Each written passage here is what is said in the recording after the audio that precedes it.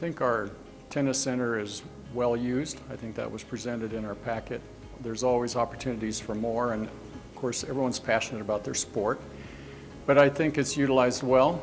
They are allowing pickleball players, which again is kind of up my alley. I kind of like to see that. Yeah, we want to make sure it's being utilized well and managed well, and I think everything seems to be in good shape at this point.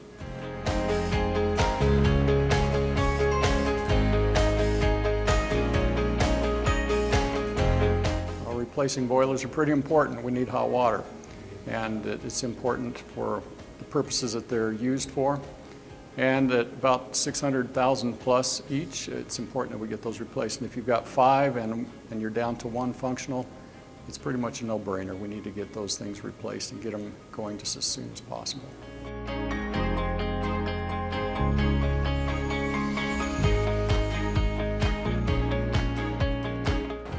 The hotel occupancy tax is a discussion that we have to be able to dig into much deeper than we were able to tonight.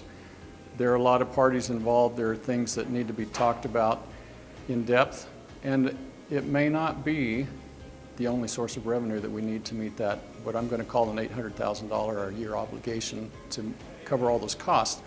I think there are other sources of revenue we need to consider, but we need to have that conversation. We couldn't have that conversation tonight. And it's important that we make the best decision. One of the things I'm proud of in this council and the community is we have historically worked together to find those solutions.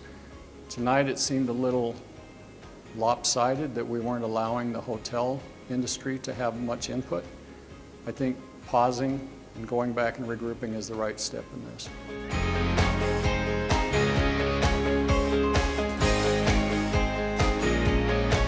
We need to hear all of their needs. We need to hear all of Fauner Park's concerns. We need to hear everyone's concerns.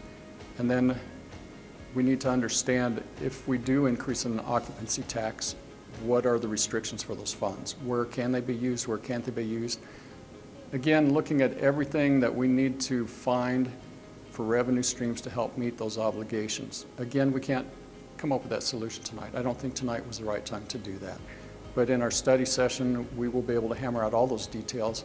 Still may not come to the best solution or a solution, but we can at least come to a better solution than we have tonight.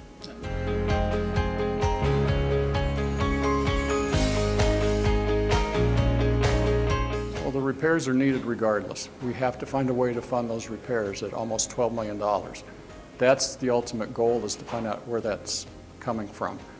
In addition to that, we need to understand the needs of the livestock group and look at their needs and what opportunities we may have there as well. It's all got to be tied together, and we just need to bundle it all and find the best answer.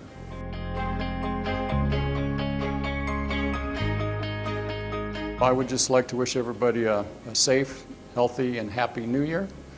And my New Year's wish for this particular year coming up would be everybody celebrate responsibly, and let's give our first responders the most boring night they've ever had.